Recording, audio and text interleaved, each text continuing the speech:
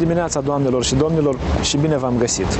În data de 14 octombrie am sărbătorit acoperământul Maicii Domnului, o sărbătoare în care și orașul Chișinău își prăznuiește hramul, dar și o sărbătoare în care ne aducem aminte în mod deosebit de puterea protectoare a Maicii Domnului asupra noastră. Vorbind despre acest praznic luminat, Sfinții Părinți spun că, la fel cum o pasăre își adune sub aripile sale puii, încălzindu-i și protejându-i de cele rele, exact așa și Maica Domnului ne adună pe noi toți pământenii sub sfântul său omofor pentru a ne încălzi, pentru a ne apăra de tumultul acestei vieți. Dar dincolo de această sărbătoare și împreună cu ea, Biserica Ortodoxă din Moldova îi mai sărbătorește și pe toți sfinții care au proslăvit pământul Moldovei. Deci pe toți acei sfinți care au fost într-un fel legați de Moldova istorică și de Republica Moldova de astăzi, de Moldova de dincolo de Prut și care prin rugăciunile lor către Dumnezeu sunt protectorii noștri cerești. Dar tot în această zi, de rând cu acoperământul Maicii Domnului și cu sfinții care au proslăvit pământurile Moldovei, mai sărbătorim o altă sfântă relicvă. În data de 14 octombrie pomenim în rugăciuni icoana făcătoare de minuni a Maicii Domnului de la Mănăstirea Hârbovăț, care la fel este numită protectoarea Moldovei. În această zi, la Mănăstirea Hârbovăț, acolo unde pentru prima dată a fost adusă icoana Maicii Domnului făcătoare de minuni, zeci de credincioși, preoți și arhierei s-au rugat pentru ca Moldova să fie protejată de Maica Domnului prin intermediul icoanei ei făcătoare de minuni de la Hârbovăț. În emisiunea de astăzi vrem să vă propunem atenție dumneavoastră un reportaj de la această sărbătoare, dar și să vă vorbim mai multe despre această icoană făcătoare de minuni a Maicii Domnului de la Hârbovăț, numită și apărătoarea Republicii Moldova.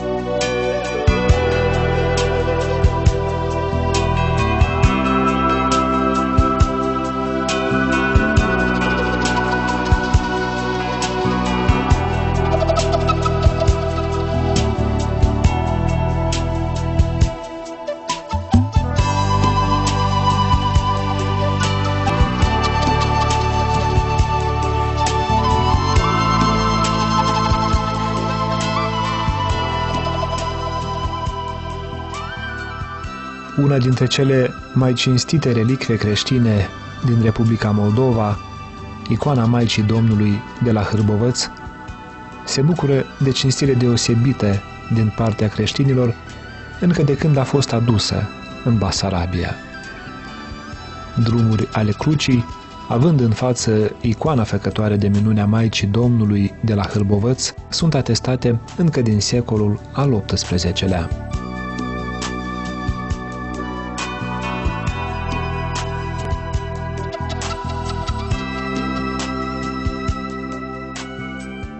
Icoana Maicii Domnului de la Hârbovăț a adunat la mănăstirea Adormirea Maicii Domnului, unde oamenii au aflat pentru prima dată despre acest sfânt vestigiu al pământului moldav, pe viețuitorii mănăstirii, stareții și starețile tuturor mănăstirilor din eparhia de Ungheni și Nisporeni, precum și numeroși creștini, care au venit să se roage celei mai cinstite decât heruvimii și mai mărite fără de asemănare decât serafimii.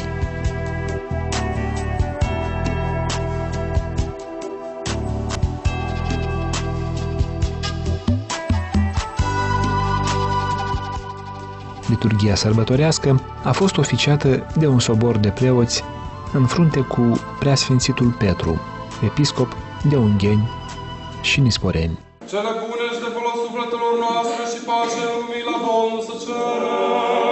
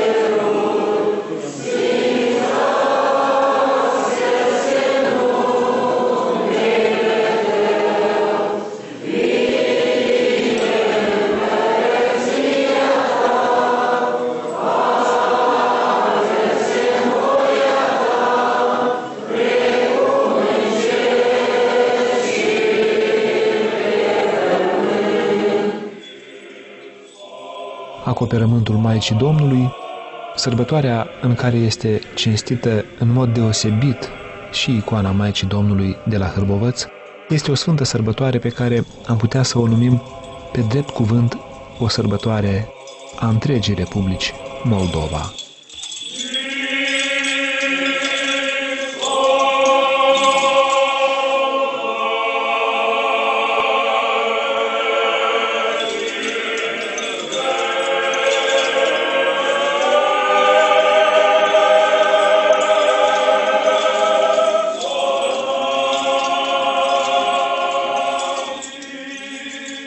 Icoana Maicii Domnului, făcătoare de minuni de la Hârbovăț, ocrotitoare Republicii Moldova, precum și sărbătoarea Sfinților care au proslăvit pământurile Moldovei, dau un fast deosebit acestui praznic. Sărbătoarea în cinstea Sfinților care au proslăvit pământurile Moldovei a fost instituită în anul 2004. Este vorba despre acei sfinți care, în viața lor pământească, au trăit pe aceste pământuri sau au dus faima acestor pământuri dincolo de hotare. Și toți ei sunt pomeniți cu calificativul de sfinți moldoveni. Odată cu instituirea acestei sărbători, de rând cu sărbătoarea Acoperământul Maicii Domnului, în conformitate cu hotărârea Sinodului Bisericii, a fost pictată și icoana Sfinților Moldoveni, care cuprinde pe toți sfinții cunoscuți care s-au proslăvit pe pământul Moldovei și care au proslăvit acest pământ în alte părți ale lumii. Spre exemplu, îl întâlnim între acești sfinți pe mitropolitul Petru Movilă, care, deși era din Moldova, a fost mitropolit al Chievului. Pomenim de asemenea printre acești sfinți pe cuvioasa Maică noastră Parascheva de la Iași, care s-a născut în Serbia, dar este ocrotitoare a Moldovei, și desigur pe binecredinciosul voievod Ștefan cel Mare și Sfânt. Printre sfinții sărbătoriți în această zi se mai numără Sfântul Ierarh Dosoftei, mitropolitul Moldovei, și Sfântul Paisie Velicicovski. Panteonul Sfinților Moldoveni include desigur mult mai mulți sfinți cunoscuți și posibil tot atâția necunoscuți, pentru că în Biserica Ortodoxă sfințenia spre care este chemat să meargă toată viața lui creștinul se dobândește nu neapărat prin contact cu lumea, ci mai ales prin rugăciunea asiduă către Dumnezeu și faptele bune făcute nu pentru ochii lumii, ci în ascuns, pe care văzându-le în ascuns Dumnezeu le răsplătește. De aceea există mulți sfinți care au fost proclamați sfinți de către Dumnezeu în ceruri, iar pentru noi nu sunt cunoscuți, pentru că ei au iubit pe Dumnezeu mai mult decât lumea. Acest lucru ne face să credem că sfinții moldoveni pe care îi sărbătorește Biserica sunt mult mai numeroși decât cei pe care îi cunoaștem. Caută din ceri, Doamne, și vezi și cercetează mie aceasta, fii care a sădit-o dreapta ta și o desăvârșește ea. Sfinte Dumnezeule,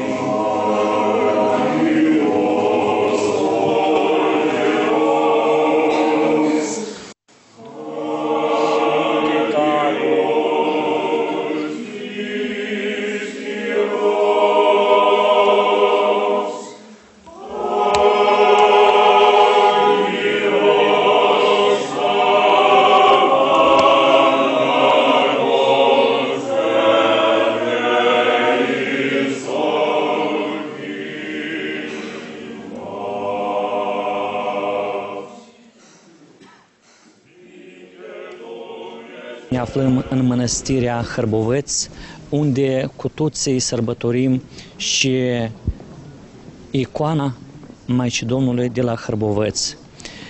Dar totodată, astăzi sărbătorește în Moldova sfinții care s-au proslăvit pe pământul Moldovei. Mă bucur că din an în an se adună creștini în această sfântă mănăstire. 3 ani în urmă erau 15 creștini la Sfânta Slujbă și mă durea sufletul când vedeam că vrem ajutor de la Maica Domnului, dar creștinii sunt departe de această sfântă mănăstire, sunt departe de Maica Domnului, care întotdeauna cerem ajutor.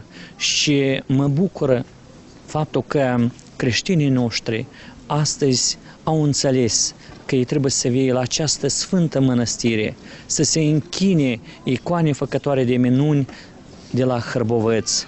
Și cred că poate va ajunge și timpul când cu încetul vom reconstrui, vom aduce și această sfântă mănăstire, vom aduce-o la acel nivel înalt, cum sunt și alte mănăstiri, fiindcă avem nevoie, plâng pereții.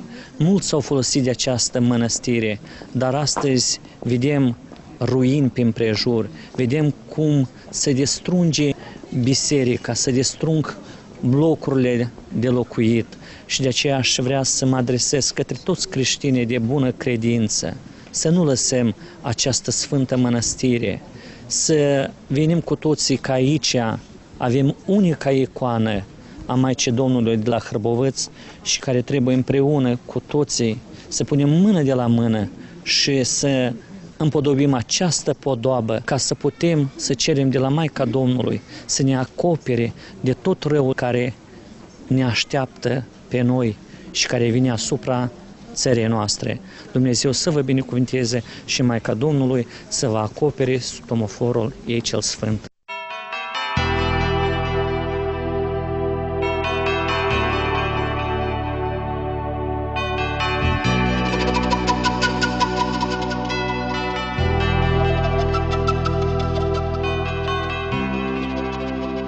În Biserica Slavii Tale, stând în cer, ni se pare a ședea născătoare de Dumnezeu. Aceste cuvinte sunt pe buzele creștinilor la fiecare slujbă bisericească și astăzi noi, creștinii ortodoxi din latura călărașilor, dar și pelerini din întreg perimetrul Republicii noastre am participat la Sfânta și Dumnezeiasca Liturghie în Biserica Adormirea Maicii Domnului a Sfintei Mănăstiri Hârboveț. Astăzi, pentru creștinii ortodoxi din țara noastră, este o deosebită sărbătoare. Marcăm o triplă sărbătoare duhovnicească: acoperământul Preasfintei Născătoare de Dumnezeu, soborul tuturor sfinților care au proslăvit pământul Moldovei și icoana Maicii Domnului, făcătoare de minuni, de la Mănăstirea Hârboveț. Pomenindu-i pe toți sfinții care au proslăvit pământul Moldovei, noi reconstituim trecutul glorios al Sfintei noastre biserici. Astăzi însă, cu precădere, viețuitorii Sfintei noastre mănăstiri, dar și pelerinii care și-au îndreptat păsul către Sfânta Mănăstire Hârboveț, o cinstim în rugăciunile noastre pe Preasfânta Născătoare de Dumnezeu prin chipul său, făcător de minuni, de la Mănăstirea Hârboveț.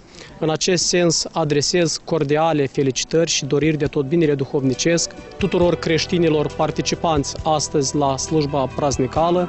Mulțumim Preasfințitului nostru Episcop Petru că a binecuvântat ca să conducă astăzi Sfânta Liturghie împreună cu obște Sfintei Mănăstiri, împreună cu creștinii drept măritori.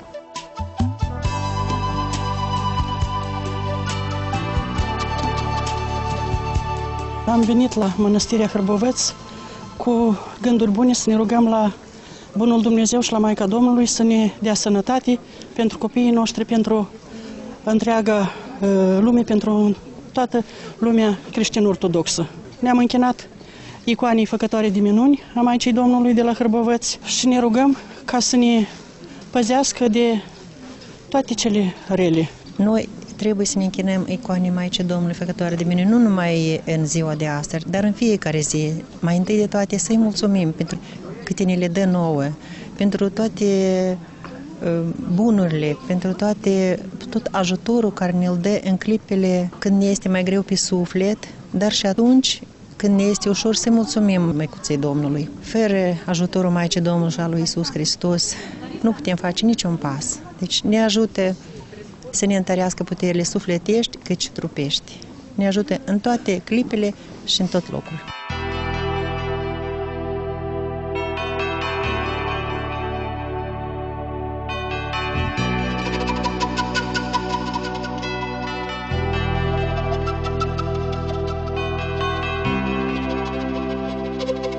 Este o sărbătoare care noi toți trebuie să ne aducem aminte de ea și să ne rugăm la Măicuța Domnului cu acoperământul ei să ne protejeze de toate relele, de toate cele mari greutăți din viața socială, mai ales în ziua de astăzi, când știm cu toții care este situația în general. Și cred eu că dacă toți noi creștinii ne vom ruga la Măicuța Domnului, la Iisus Hristos, să ne protejeze, să ne acopere cu acoperământul ei, vom obține ceva, pentru că trebuie să ne rugăm să cerem, să venim să mulțumim, să dăm mulțumire pentru cele ce ne se dă și să dăm slavă Domnului nostru Iisus Hristos și Maicii Domnului pentru toate cele ce avem, pentru faptul că am ajuns în așa zi mare de astăzi. Sperăm ca pe viitor toți creștinii să revină la credința adevărată, să nu uite că tot ce avem, tot ce este în jurul nostru este dat de la Bunul Dumnezeu.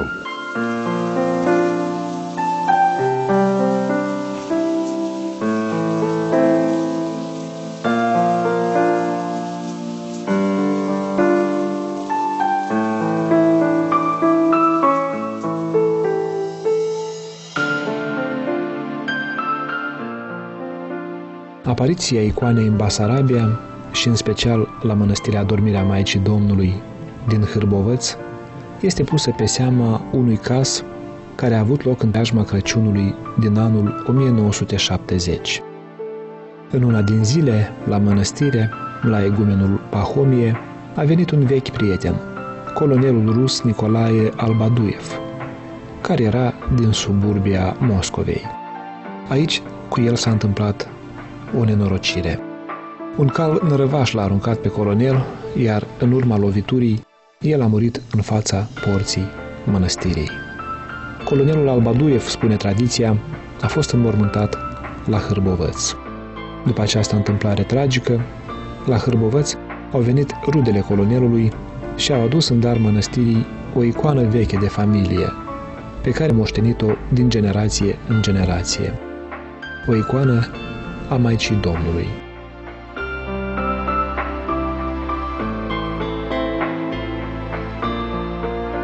De atunci, icoanei i s-a dat denumirea de Icoana Maicii Domnului de la Hârbovăț. Însăși mănăstirea a avut de suferit mult pe parcursul istoriei.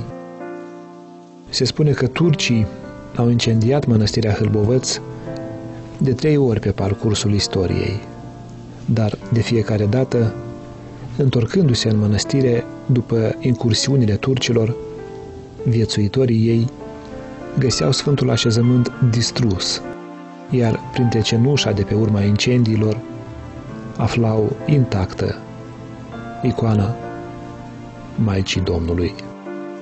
Minunile care au avut loc prin intermediul icoanei, numeroasele vindecări miraculoase în urma rugăciunilor către această icoană, au făcut ca, în scurt timp, icoana Maicii Domnului de la Hârbovăț să devină o sfântă icoană către care creștinii alergau ca la o ultimă speranță în izbăvirea din diferite nevoi.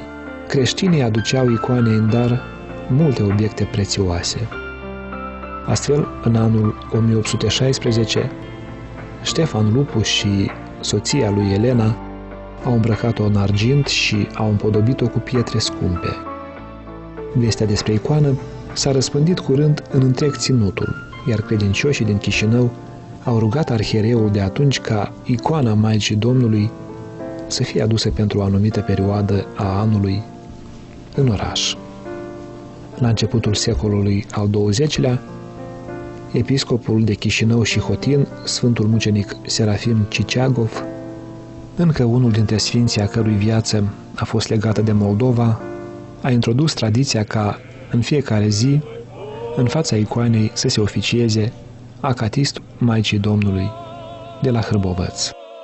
Icoana a fost recunoscută oficial de biserică drept făcătoare de minuni în secolul al XVIII-lea. În urma pelerinajelor care se făceau cu icoana în acea perioadă prin Basarabia, se vindecau foarte mulți oameni, iar actele din acea vreme atestă numeroase minuni, exprimate inclusiv prin faptul că acolo pe unde trecea icoana, înceta seceta, epidemiile și maladiile, se vindecau oameni. În anul 2012 a fost anunțată ideea începerii construcției primei biserici în cinstea icoanei Maicii Domnului, făcătoare de minuni, de la Hârbovăț, ocrotitoarea Moldovei.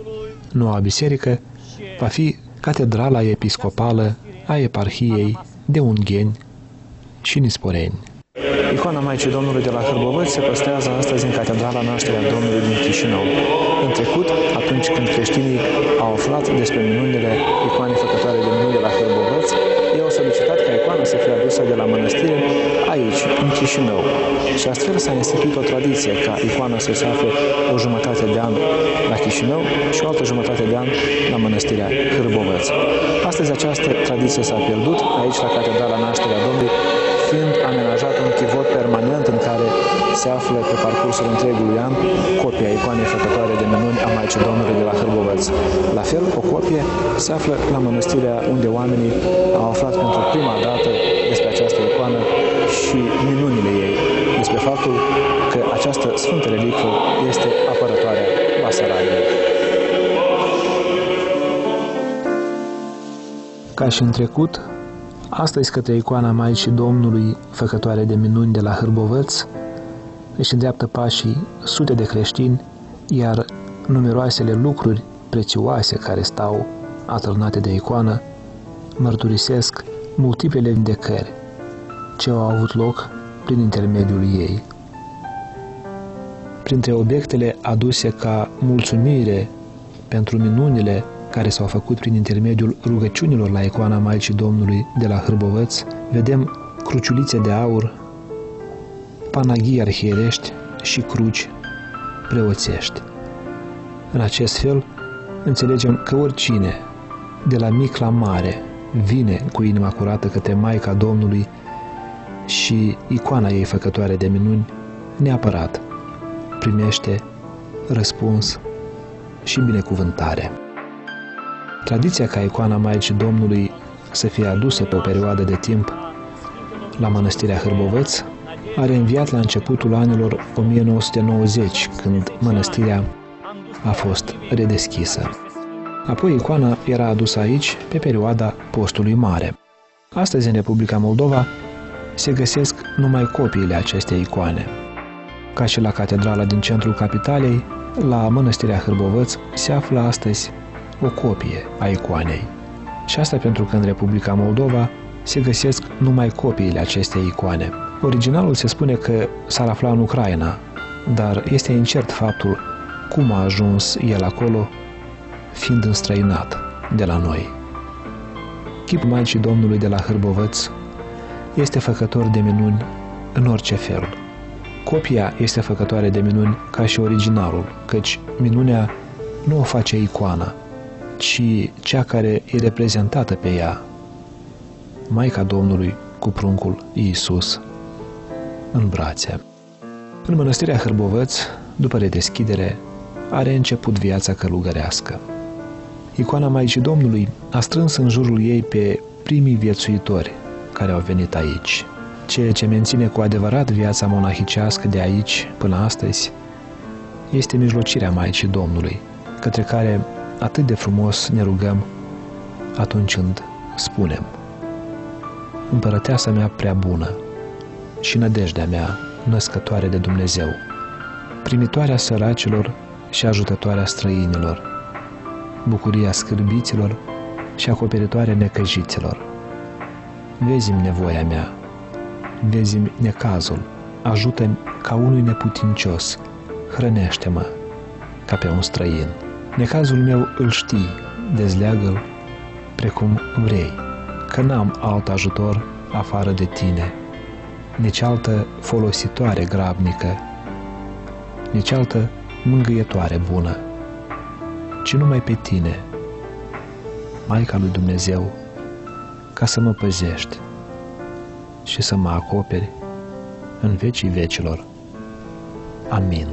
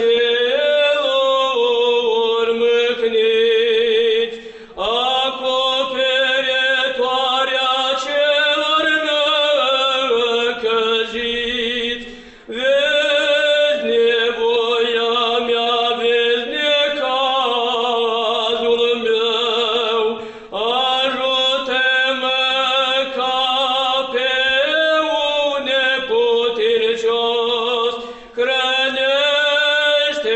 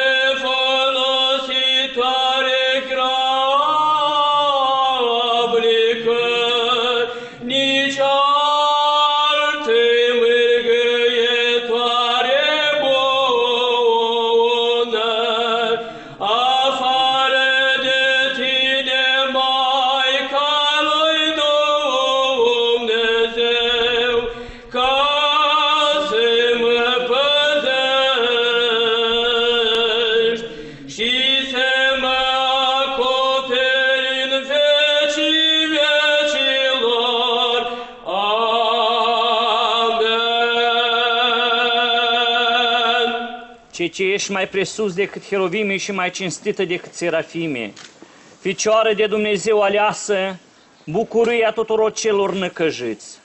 Dă nouă mângâiere tuturor celor ce suntem în necazuri și boli, că afară de tine altă scăpare și ajutor nu avem.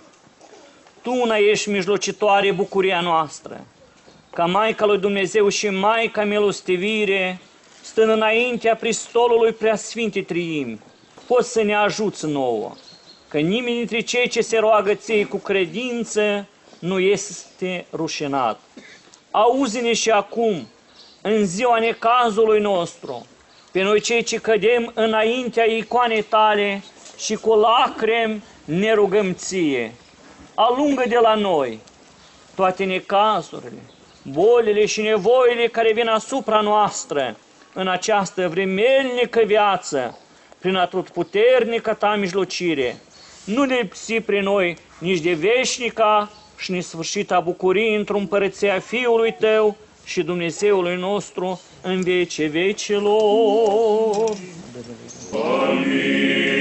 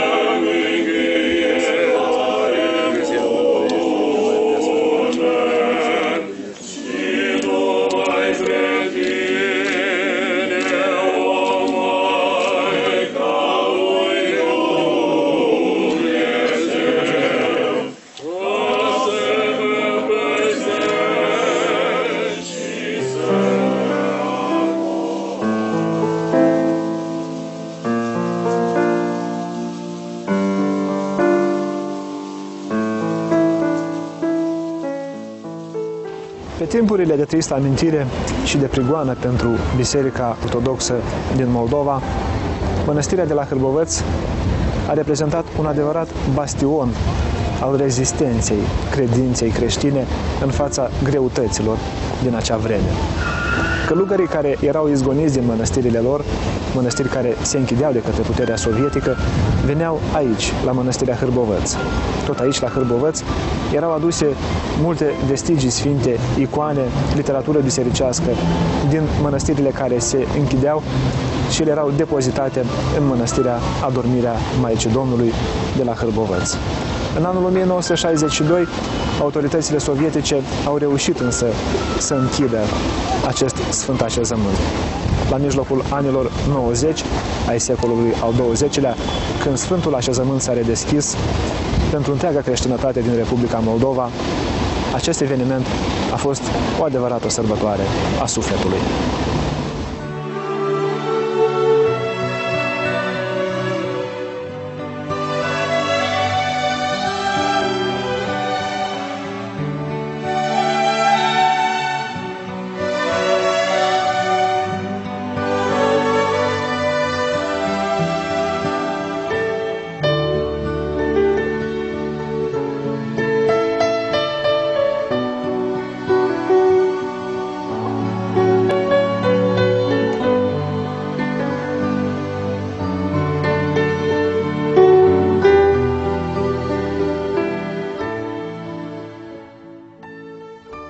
Mănăstirea Hârbovăț este o mănăstire de călugări, atestată în secolul al XVII-lea.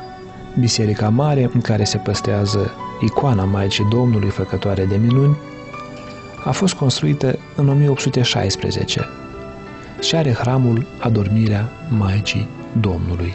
Biserica de iarnă a fost zidită și sfințită în 1870, având hramul Pogorârea Duhului Sfânt.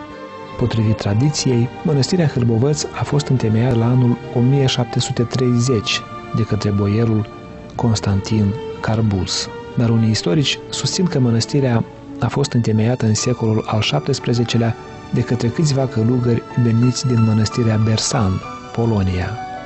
Mănăstirea a fost ridicată pe locul vechiului schid Hârbovăț, creat după unele presupuneri, anume în secolul al XVII-lea, iar potrivit altor date, mult mai devreme. În ceea ce privește denumirea de Hârbovăț, se presupune că aceasta ar proveni de la cuvântul hârb, care în trecut însemna deal, deoarece mănăstirea este amplasată pe un deal. O altă versiune spune că denumirea mănăstirii se explică prin defectul fizic al primului egumen al mănăstirii, Ioanichie Cocoșatul, adică cu gârb în spate. A treia versiune spune că denumirea de Hârbovăț a provenit de la cuvântul latin herba, care înseamnă iarbă, anume pentru faptul că în preajma mănăstirii, în trecut, la fel ca și astăzi, cresc foarte multe specii de plante medicinale.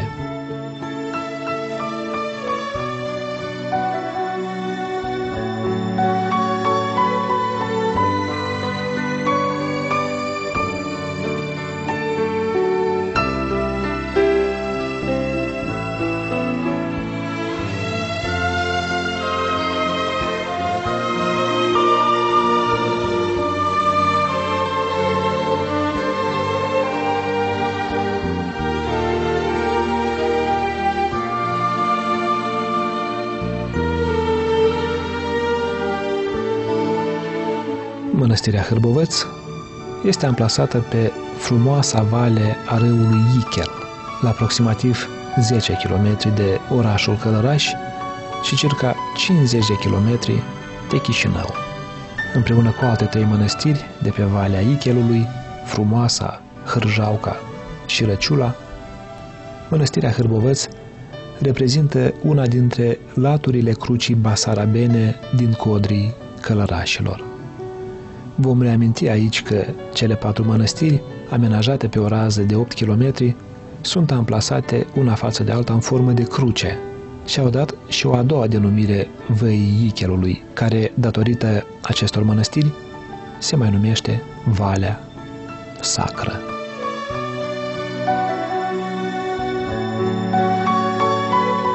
Pe locul unei biserici de lemn mai vechi, în anul 1816, Ștefan Lupu și soția sa, Elena, au ctitorit biserica de vară a mănăstirii cu hramul Adormirea Maicii Domnului.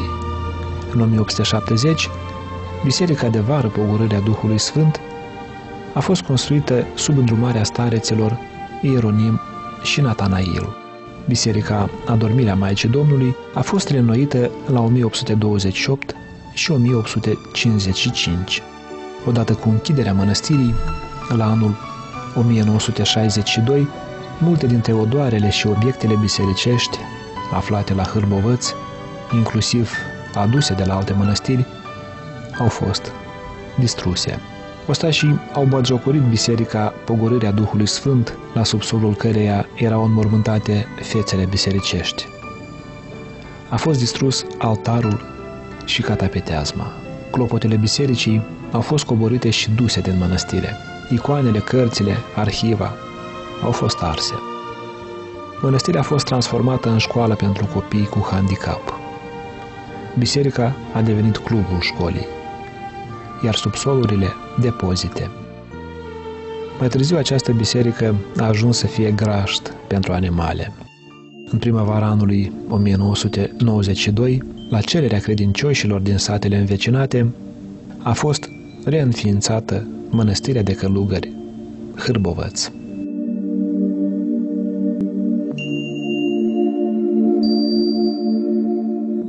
Mănăstirea a fost preluată într-o stare dezastruoasă și reconstrucția ei continuă și astăzi.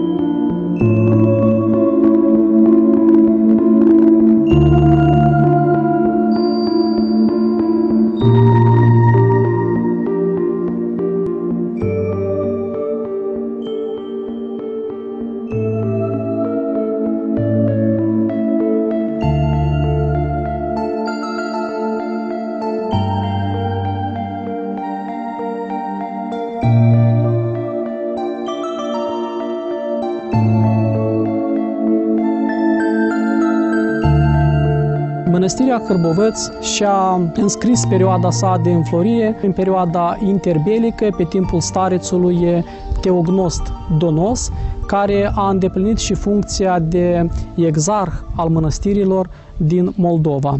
Pe lângă Mănăstirea Hârboveț funcționau în acea perioadă o școală primară, o școală de cântăreți bisericești, o bibliotecă, o tipografie care deservea în mare parte necesitățile eparhiei Chișinăului. Mănăstirea Hârboveț în perioada interbelică avea foarte mulți viețuitori, astfel încât Mihail Sadoveanu, cel care la anul 1918 a vizitat mănăstirile basarabene, spune că a vizitat și această mănăstire călărășeană și găsea la Hârboveț chilii tihnite, acoperite cu tinichea de culoare verde, monahi, gospodari și toți rugători. Acestea erau spuse de către Marele Sadoveanul. Și mare a fost mirarea că pe atunci mănăstirea avea 140 de viețuitori care își duceau nevoințele monahale aici la Hârboveț.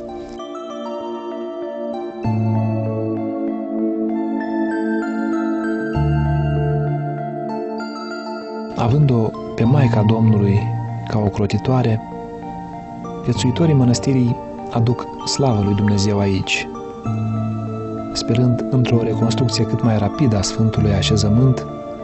Ei dau locului din care icoana Maicii Domnului de la Hârboveț s-a făcut cunoscută creștinilor de la noi pentru prima dată, ceea ce îi se cuvine: cinste și închinăciune.